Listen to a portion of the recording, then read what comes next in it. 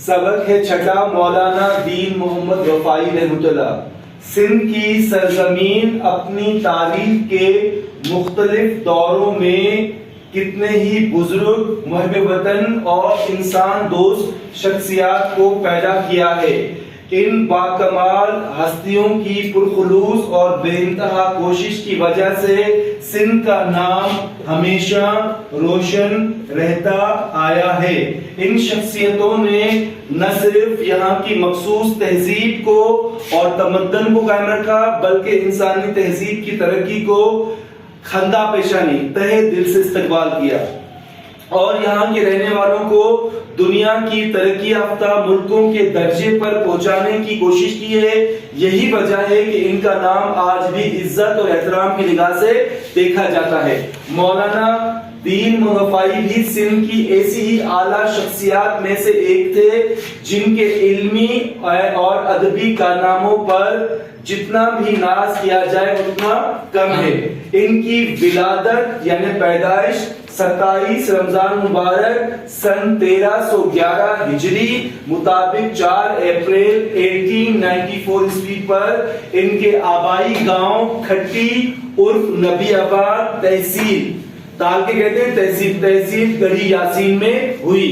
ان کے والد کا نام خلیفہ حکیم گل محمد تھا اور آپ ذات کے بھٹی تھے۔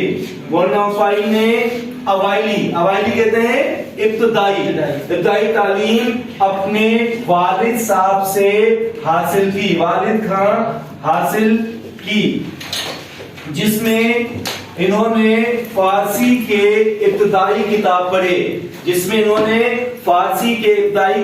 پڑھے انیا نون ورہن جی جمار مس ہویس، ابھی 9 سال کی عمر ہی تھی۔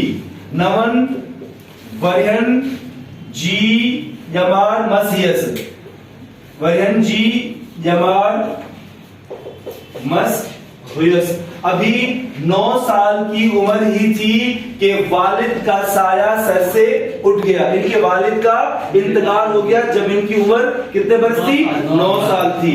اور پھر ان کے پالنا کا، ان کی پرورش کا پورا جو بار بوجھ جو ہے ان کی والدہ کے کلہن یعنی کندھوں پر آ پڑا۔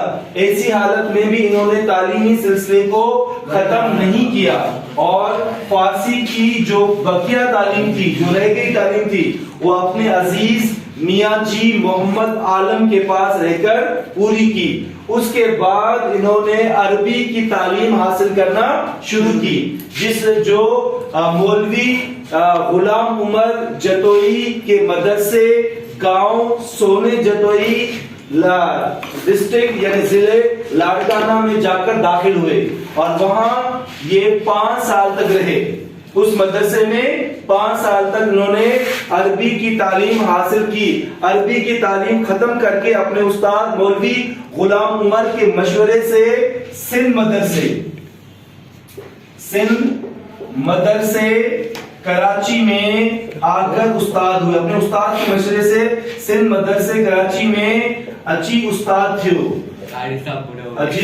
آ کر استاد ہوئے اور اس مدرسے میں 2 سال تک رہے۔ اس مدرسے میں 2 سال تک رہا اور یہاں ان کی ملاقات مخدوم حاجی حسن اللہ پاٹائی سے ہوئی۔ حسن اللہ پاٹائی، ان کی ملاقات مخدوم حاجی حسن اللہ پاٹائی سے ہوئی، جن کی صحبت میں سے ان کو بہت زیادہ فیض یعنی فائدہ حاصل ہوا، جن کی دوستی میں سے ان کو بہت زیادہ فائدہ حاصل ہوا۔ اسی درمیان انہی بیچ میں سندس علمی ناماچار سجے سندھ میں پکڑ جی ویو۔ اسی دوران ان کی علمی شہرت ایگزام میں آ چکا ہے، علمی ناماچار علمی شہرت سجے سندھ میں پورے سندھ میں پکڑ جی ویو، پورے سندھ میں پھیل گئی۔ ان کی علمی شہرت پورے سندھ میں پھیل گیا۔ ایسے دین کے عالم، ایسے عربی اور فارسی کے عالم جو ہے پورے سندھ میں یہ مشہور ہو چکے، جس سے متاثر ہو کر رانی پور کے جیلانی پیروں نے ان کو اپنے بیٹوں کی تعلیم کے لیے رانی پور بلایا جیلانی پیروں نے ان سے متاثر ہو کر ان کو اپنے بیٹوں کی تعلیم کے لیے رانی پور بلایا.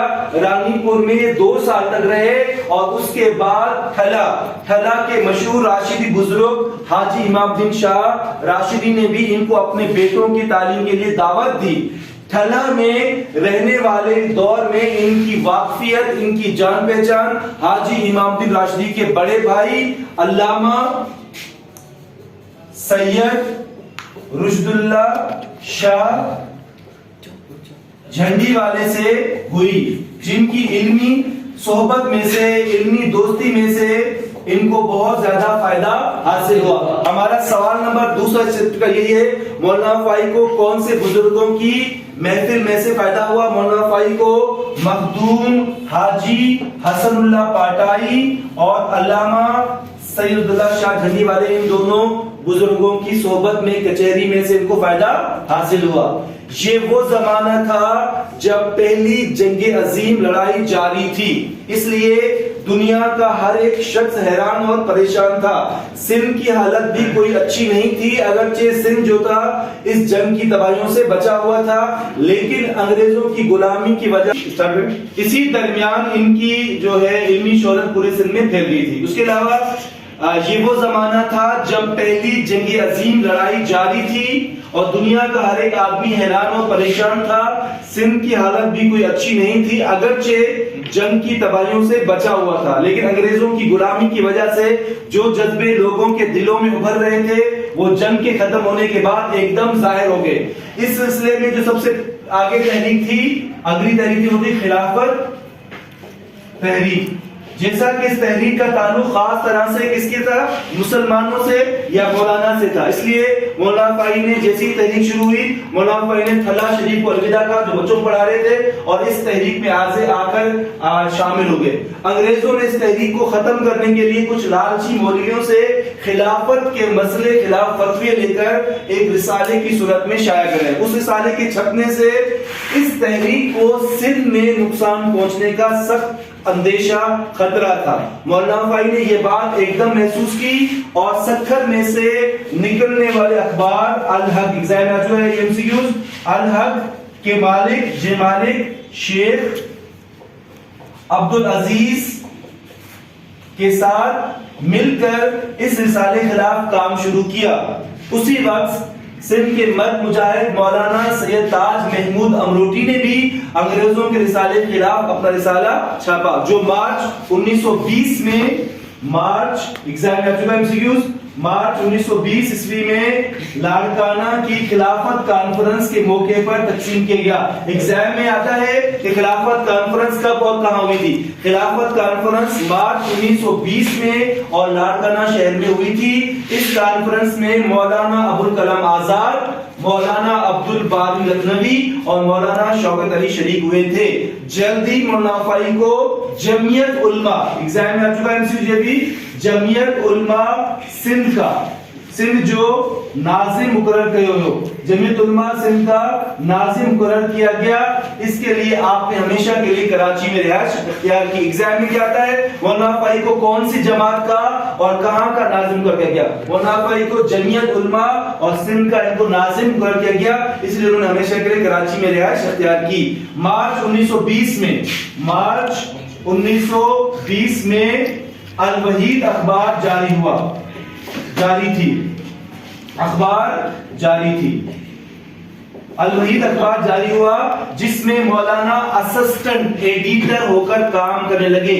مارچ 1920 میں الوحید اخبار جاری ہوا، اس میں مولانا اسسٹنٹ ایڈیٹر ہو کر کام کرنے لگے. اس کے ساتھ سال 1923 عیسوی میں رسالو توحید بھی جاری ہوا، جس میں علمی تاریخی مذہبی مضمون شائع ہونے لگے.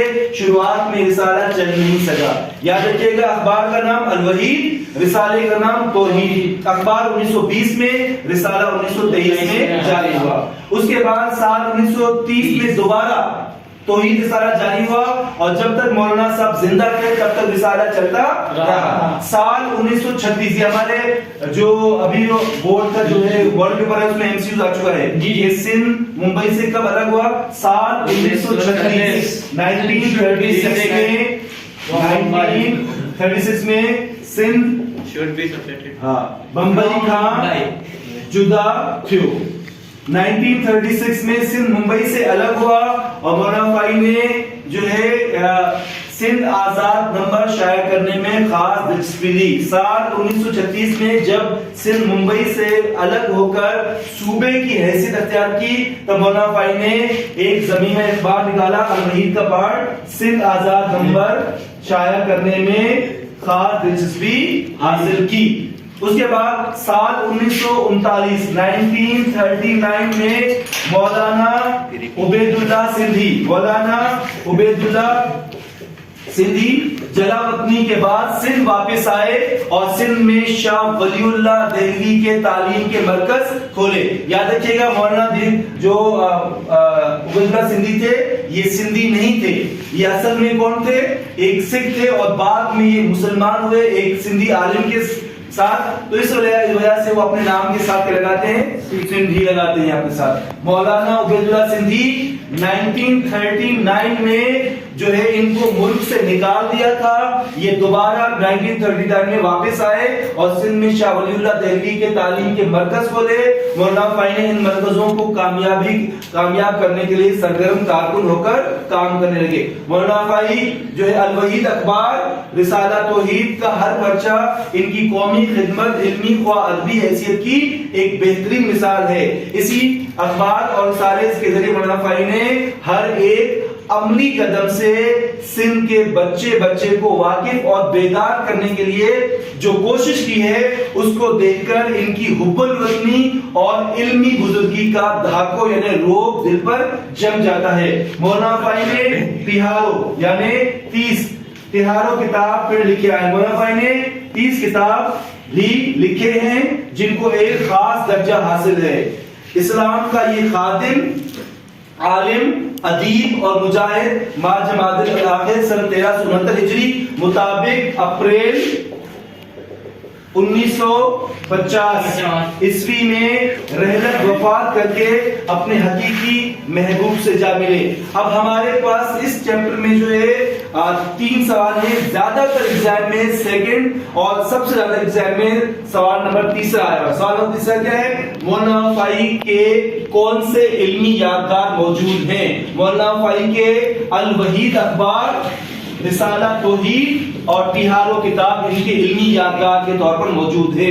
یہ ایگزام میں ریپیٹڈ ایگزام میں آ چکا ہے. اور دوسرا سوال جو میں نے آپ کو بتایا مولانا فائی کو کون سے بزرگوں کی صحبت سے حاصل ہوا, یہ 2 نام اس میں آ جاتے ہیں. میں MCQ سے ریپیٹ کر رہا ہوں, سمجھیے گا. پہلا MCQ مولانا فائی کی ولادت کون سے رمضان؟ 27 رمضان. کون سی عیسوی؟ 4 اپریل 1894 میں یہ پیدا ہوئے. ان کے والد کا نام خلیفہ حکیم گل محمد ذات کے بھٹی تھے. ابتدائی تعلیم اپنے والد سے حاصل کی تھی. 9 سال کی عمر کے تھے کہ والد کا سایہ سر سے اٹھ گیا. مولانا فائی سندھ مدرسے میں استاد مقرر ہوئے. مولانا فائی کی علمی شہرت سجے سندھ یعنی پورے سندھ میں پھیل گئی. مولانا فائی جو ہے خلافت تحریک کے کارکن تھے. شیخ عبدالعزیز اخبار الحق کے مالک تھے. خلافت کانفرنس مارچ 1920 میں اور لاڑکانہ میں ہوئی تھی. مولانا فائی کو جمعیت علماء اور سندھ کا ناظم کر دیا گیا تھا. الوحید اخبار مارچ 1920 میں جاری ہوا تھا. رسالہ 1923 میں جاری ہوا تھا. سندھ ممبئی سے الگ ہوا 1936 میں. مولانا عبید اللہ سندھی جو ہے وہ 1939 میں سندھ واپس آئے تھے. مولانا فائی نے تہارو یعنی 30 کتابیں لکھی ہیں. اور لاسٹ ایگزیکیوٹ مولانا فائی اپریل 1950 میں وفات کر گئے. Thank you.